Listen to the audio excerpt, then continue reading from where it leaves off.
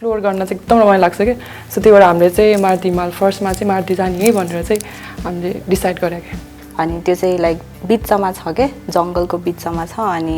छेउछेउमा चाहिँ पन्ड छ खुल्ला भएर हिँड्न पाइयो होइन त्यही नै सबभन्दा ठुलो फ्रिडम जस्तो लाग्यो मलाई चाहिँ मलाई चाहिँ भन्नाले त्यही नै थियो अरेन्ज भनिसकेपछि लाइक के छ भने जस्तो त्यो एउटा एकदमै हिडन ट्रेजर जस्तै थियो होइन अनि अरू हामी पाटन दरबार स्क्वायर गयो भक्तपुर दरबार स्क्वायर गयो त्यहाँको हिस्ट्रीको बारेमा पनि अलिअलि थाहा भयो त्यहाँको चाहिँ एउटा स्विङ रहेछ अनि ऊ चाहिँ एकदमै एडभेन्चरस पर्सन पनि रहेछ बन्जी पनि हानौँ भने हानौँ भन्ने राफ्टिङ प्यारासेलिङ स्कुबा डाइभिङ जे पनि होइन म चाहिँ गर्छु नि Mission to explore Nepal.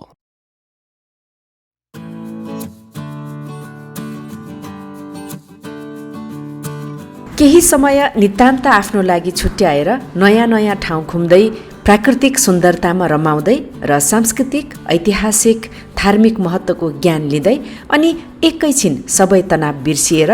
आनन्दको अनुभव लिन कसलाई मन लाग्दैन र अझ नवविवाहित जोडीका लागि सँगै घुम्नु र एक अर्कासँग नितान्त निजी पल साट्नु उनीहरूका लागि अझ विशेष र महत्त्वपूर्ण हुन्छ पछिल्लो समय आफ्नै देशभित्रका विभिन्न पर्यटकीय स्थान घुम्नेहरूको सङ्ख्या बढ्न थालेको छ यो पटक हामीले 4 नवविवाहित जोडीहरूसँग विवाहपछि पहिलोचोटि उनीहरू घुमेका स्थान र सँगै पहिलोचोटि घुम्दा बिताएका पलको अनुभवका बारेमा कुराकानी गरेका छौँ 4 नवविवाहित जोडीहरूको परिचय यस्तो छ नमस्ते मेरो नाम सृजनराज महतो म चाहिँ as a officer Nepal state ब्याङ्कमा चाहिँ एज अ प्रोफेसन काम गर्छु नमस्ते मेरो नाम विकल्प बोगटी एज अ प्रोफेसन म होटेलियर होटल ड्यान्डीलाइन पोखराको म्यानेजिङ डिरेक्टर हाम्रो डिसेम्बर 15, 2020 मा चाहिँ बिहे भएको र यो चाहिँ एरेन्ज म्यारेज नै थियो अल अफ सडन नै हाम्रो सर्ट टाइममा नै बिहे भएको थियो मेरो नाम प्रवीण बोगटी मेरो घर पोखरा लेक साइड मेरो नाम चाहिँ सबिका थापा हो म चाहिँ काठमाडौँको हो अनि म चाहिँ स्टुडेन्ट हो हाम्रो बिहे चाहिँ मङ्सिरको 21 गते भएको थियो मेरो नाम पियुष बुद्धाचार्य म अहिले पढ्दैछु ब्याचलर्स पढ्दैछु नमस्ते मेरो नाम चाहिँ लिसा भट्टचन बुद्धाचार्य मेरो घर चाहिँ अहिले हाल मोरिया टोल हो र म चाहिँ बाई प्रोफेसन अहिले एउटा स्टुडेन्ट नै छु मेरो नाम चाहिँ वीरेन्द्र श्रेष्ठ म चाहिँ सानो व्यवसायमा चाहिँ म सानो एउटा रेस्टुरेन्ट चलाउँछु र अझ प्रोफेसनली म एजुकेसन कन्सल्टेन्ट पनि हो है मेरो नाम प्रीति श्रेष्ठ म चाहिँ अहिले होम मेकर हो बट उहाँलाई नै अफिसमा कहिले हेल्प गर्छु विवाहपछिको उनीहरूको पहिलो पर्यटकीय गन्तव्यहरू यस्ता छन् बिहा भइसकेपछि हामी सबैभन्दा पहिलो पटक चाहिँ हामी चाहिँ चितवन भन्ने गैडाकोट दलदले भन्ने ठाउँमा गएको छौँ लोटस आइल्यान्ड रिजोर्ट त्यहाँ गएको हामी 2 रात बसेका थियौँ हामी चाहिँ त्यहाँ गयो पहिलो बिहेपछि पहिलो यात्रा चाहिँ हाम्रो दलदलेको थियो त्यो ठाउँ चाहिँ एक्चुअली थाहा छैन धेरै जस्तोलाई अनि त्यो चाहिँ लाइक बिचमा छ के जङ्गलको बिचमा छ अनि छेउछेउमा चाहिँ पन्ड छ त्यो पन्डको बिचमा चाहिँ आइल्यान्ड जस्तो गरेर रिजोर्ट छ अनि त्यहाँ चाहिँ हामीले माछा पनि सेल्फ फिसिङ पनि हुन्छ है सेल्फ फिसिङ पनि हुन्छ अनि एउटा चितवन नेसनल पार्कको साइडमा एज अ जङ्गलको साइडमै भइसकेपछि चाहिँ एज अ उसले चाहिँ नेचर वाइजले हेर्दाखेरि चाहिँ पिस आउट अफ तपाईँको हुन्छ नि यो अरू मान्छेहरूको कन्ट्याक्टबाट टाढा होइन तपाईँको दुईजनालाई as a couple after married होइन अब एउटा टाइम स्पेन्ड गर्नको लागि चाहिँ like it's a good place त्यसपछि चाहिँ हामी एक्चुअली जनकपुर गयौँ मोस्टली चाहिँ अनि हामी काठमाडौँ पोखरा नै हो एज अ प्रोफेसन चाहिँ हामी चाहिँ अहिले चाहिँ लाइक आउट अफ भ्याली चाहिँ हामीले प्लान गर्न पाएको छैन किनकि we both are busy throughout the week अनि चाहिँ हामीले फ्री हुने भनेको चाहिँ एउटा स्याटरडे सो हामी त फेरि नेक्स्ट विक चाहिँ हामीले चाहिँ एउटा प्लान गरेको भनेको चाहिँ एउटा चाहिँ नियर डेस्टिनेसन नै हो सराङकोटमा लाइक फ्राइडे चाहिँ हामीले चाहिँ एउटा ओभरस्टे चाहिँ हामीले केजिएस होटल हिमालयन फ्रन्टमा चाहिँ हाम्रो फर्स्ट डे चाहिँ त्यहाँ भयो एन्ड द नेक्स्ट डे चाहिँ हामीले चाहिँ सराङकोट नै घुमियो भन्ज्याङ विलेज अर्को चाहिँ क्लब एस देउराली रिजोर्ट भन्ने एउटा ठाउँ छ कास्कीकोटमा like a very beautiful destination अनि त्यो पनि हामीले चाहिँ अब चाहिँ साथीहरूबाट उसको साथीहरूबाट थाहा पाएको एकदमै राम्रो डेस्टिनेसन छ तिमीहरू जानुपर्छ है भन्ने टाइपले चाहिँ त्यो थियो सुरुमा चाहिँ हाम्रो मर्दी ट्रेक भयो 4 डेजको अनि ट्रेक चाहिँ हाम्रो अलि रमाइलो हुन्छ ट्रेकिङ चाहिँ फेरि हामीलाई एकदम मनपर्छ कि होइन त्यो अब ट्राभल गर्नुभन्दा चाहिँ ट्रेकिङ अब त्यो हिँड्न चाहिँ त्यो हिँड्दै अब गफ गर्दै हिँड्दै अब त्यो एक्सप्लोर गर्न चाहिँ एकदम रमाइलो लाग्छ कि सो त्यही भएर हामीले चाहिँ मारुति हिमाल फर्स्टमा चाहिँ मारुति जाने भनेर चाहिँ हामीले डिसाइड गरेको कि हामी काठमाडौँ घुम्न गएको थियो त्यसमा हामीलाई हिस्टोरिकल प्लेसेसहरू एक्सप्लोर गर्न मन थियो पाटन दरबार स्क्वायरहरू गयो भक्तपुर दरबार स्क्वायर काठमाडौँ बाहेक हामी नगरकोट गयौँ नगरकोटमा पनि रमाइलो भयो त्यसपछि चन्द्रगिरी गयौँ त्यहाँ चाहिँ हिस्टोरिकल ठाउँहरू रहेछ पृथ्वीनारायण शाहको यसो बुझ्न पायो हामीले त्यो कुराहरू चाहिँ अनि नारायण हिटी दरबार स्क्वायर पनि गयौँ त्यहाँ अहिले श्री सदन हाम्रो लेट किङ वीरेन्द्रको पर्सनल हाउस रहेछ नि उहाँ अहिले खोले रहेछ त्यो पनि हेर्न पाएँ भित्र गएर है एकदम नयाँ राम्रो लाग्यो नयाँ अनुभव भयो हामी जस्तै साधारण जीवन जिउनु हुँदो रहेछ उहाँले पनि भन्ने हामीलाई त्यो फिल भयो त्यो त्यहाँ जाँदाखेरि चाहिँ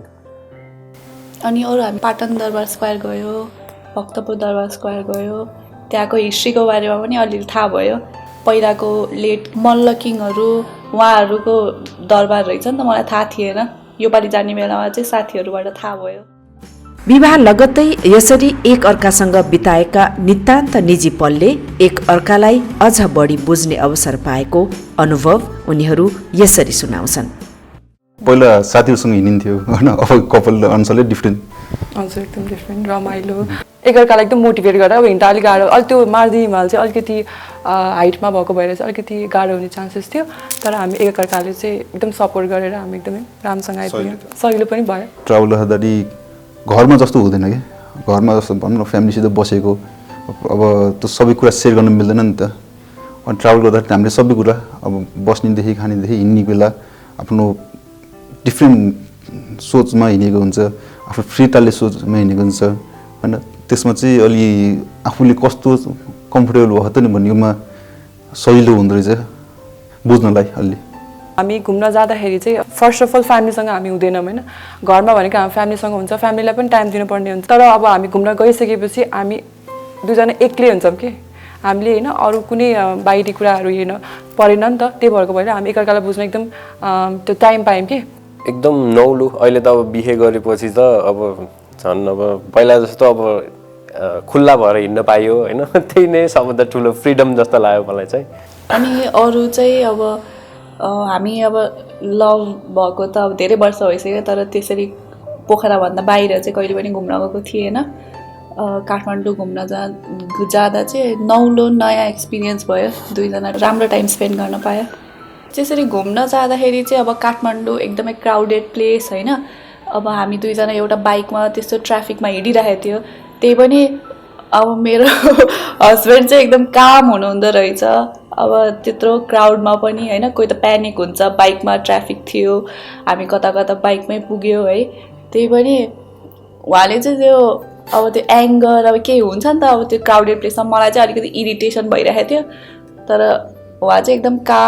काम भएर जस के त्यो मोमेन्ट इन्जोय गरौँ भनेर चाहिँ त्यो हिसाबले गइराख्नु त्यो मलाई चाहिँ नयाँ लाग्यो र राम्रो पनि लाग्यो एकदम नौलो फिल भयो पहिला सुरुमा त मलाई त सबैभन्दा त फ्रिक आउट नै भयो सबै कुरा होइन फ्रिडम भयो त्यस्तै गरेर उसलाई अझै बुझ्ने मौका पाएँ मैले अझै डिपमा उसको सानो कुराहरू ठ्याक्कै क्लिक हुने अरू बेला भन्दा सँगै बस्दाखेरि चाहिँ सानो कुराहरू मोमेन्ट्सहरू क्लिक हुन्छ नि जुन उसको मनपर्ने कुराहरू खानेकुरादेखि लिएर सबै कुरा अलिअलि याद हुने त्यस्तो मौका पाएँ मैले चाहिँ एज अ कपल यो चाहिँ नौलो अनुभव हो होइन अब घरमा फ्यामिलीको इन्भाइरोमेन्टमा बसिराख्दाखेरि अब विदाउट फ्यामिली दुईजना मात्रै जाँदाखेरि चाहिँ एकदम नयाँ नौलो र रमाइलो अनुभव थियो हाम्रो चाहिँ अरेन्ज म्यारेज थियो अनि उहाँलाई पहिला मैले चिन्थेन राम्रोसँग तर अब घुम्न गएपछि अनि अब एक्लै टाइम स्पेन्ड गरेपछि चाहिँ उहाँलाई चिन्ने मौका पाएँ हामीले चाहिँ मोस्टली दुवैजनाले एउटै गीत सुन्ने रहेछ होइन त्यो चाहिँ मलाई एकदम इन्ट्रेस्टिङ लाग्यो अनि हाम्रो दुईजनाको फेभरेट सङहरू जाने बेलामा सुन्दाखेरि यो गीत सुन्छ त्यो गीत सुन्छ भन्दा त्यही कुराहरू गर्दा त्यो लगायत जस्तै हाम्रो बिहेभियर लाइक बिहेभियरदेखि लिएर कुनै टेस्टहरू फुड टेस्टहरू सिमिलर अनि प्लस जस्तै यसरी एलर्जीहरू हुन्छ नि, जस्तै नर्मल्ली वी बोथ हेभ यो डस्ट एलर्जीहरू, एसीको एलर्जीहरू हुन्छ होइन। त्यो कुराहरू चाहिँ अब कमन भयो हामी दुईवटा बिचमा, यो लाइक हुन्छ अब भोलि पर्सि गएर चाहिँ like we don't have to fight for this things होइन। एउटै बेड सेयर, एउटै रुम सेयर गर्ने भइसकेपछि अब एसी लगाउने, डस्ट यो त्यो कुराहरूमा चाहिँ फाइट गर्नु पर्दैन। यस्तो कुराहरू चाहिँ बिस्तारै थाहा भयो। अब बिस्तारै बिस्तारै लाइक इट्स लामो टाइम छ, लाइक इट्स लङ लाइफ होइन, अरू कुराहरू पनि बिस्तारै थाहा होला होइन। अहिलेलाई चाहिँ यस्तै यस्तै कुराहरू नर्मल बेसिक हेबिट्सहरू त्यति नै छ। एरेन्ज म्यारेज भएको कारणले चाहिँ सुरुमा चाहिँ अलिकति अकवर्डनेस नै हुन्थ्यो। एउटा घरमा पनि कस्तो इन्भाइरोमेन्ट हुँदो रहेछ भने as a like newly married couple अलिकति अकवर्डनेस नै हुन्थ्यो। त्यही भएर अनि घरबाट बाहिर जाँदाखेरि चाहिँ यसरी चाहिँ एउटा लोकेसनमा गएर बस्दाखेरि चाहिँ अलिकति फ्री भयो नि।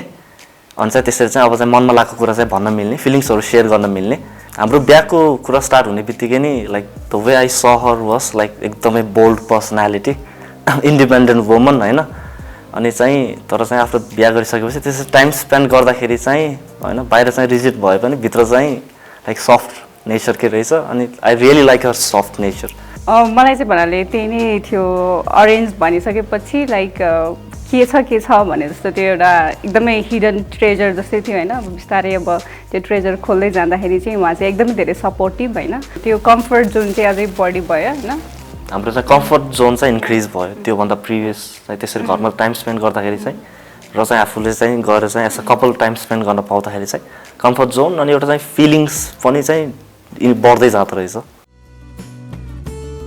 अरू नवविवाहित दम्पति तथा सबै नेपालीलाई उनीहरूको यस्तो सुझाव छ। फ्रम इस्ट टु वेस्ट होइन, नर्थ टु साउथ, लाइक हाम्रो country it's full of natural resources होइन। तपाईँको लेकहरूदेखि लिएर ग्लेसियरहरूदेखि लिएर माउन्टेन्स, स्नो माउन्टेन्स होइन, 12 महिना हिउँ बसिराख्ने माउन्टेनहरूदेखि लिएर तपाईँको वर्ल्डमै टप हाइएस्ट पिकमा भएको लेकहरू छ होइन। लाइक से फक्सुन्डोहरू यिनीहरू भयो, तिलिजोहरू, राराहरू। अब नर्मल्ली मान्छेहरू पोखरा काठमाडौँ अब त्यही नर्मल्ली तपाईँको ट्रान्सपोर्टेसन सजिलो भएको कारणले आउने जाने भइहाल्छ है। तर चाहिँ त्यो बाहेक चाहिँ हाम्रो चाहिँ जस्तो तपाईँको मोस्टली चाहिँ अझै फार वेस्ट चाहिँ अझै पनि भन्नाले मान्छेको नजरमा चाहिँ पुगिसकेको छैन। हामी चाहिँ अझै पनि डोमेस्टिक टुरिज्मलाई प्रमोट गर्दाखेरि यो तपाईँको मेन सिटिजहरू बाहेक चाहिँ नर्मल्ली हिमालयनहरूदेखि लिएर जस्तै अब मुस्ताङ पनि बिस्तारै मान्छेहरू जाँदैछ होइन। लाइक ट्रेन्डिङमा छ अहिले चाहिँ। त्यो बाहेक अब like we should go for far west, Rara, Mugu यिनीहरूलाई चाहिँ फोकस गर्नुपर्छ होला सायद, त्यस्तो लाग्छ है। हाम्रो नेपालमा नेचुरल रिसोर्सेसको साथ नै लाइक वाइल्ड लाइफ पनि एकदमै राम्रो छ। त्यो पनि एक्सप्लोर गर्दा चाहिँ एकदमै लाइक आफूलाई न्यू एक्सपिरियन्स हुन्छ होइन। अनि हाम्रो लाइक हाम्रो एनिमल्स, बर्ड्सहरू देख्यो भने एकदमै लाइक हुन्छ नि, हाम्रो एक्सपिरियन्स राम्रो हुन्छ। हाम्रो मेसेज चाहिँ अब हामी नेपाली नै भए पनि हामीलाई चाहिँ अब हाम्रो नेपालमै यति राम्रो राम्रो ठाउँहरू छ जुन हामीले आफैले एक्सप्लोर गरेको छैन। हामी नेपाली भएर पनि त्यो ठाउँमा पुग्न सकेको छैन, पुगेर पनि कति त्यहाँको हिस्ट्रीको बारेमा थाहा छैन होइन।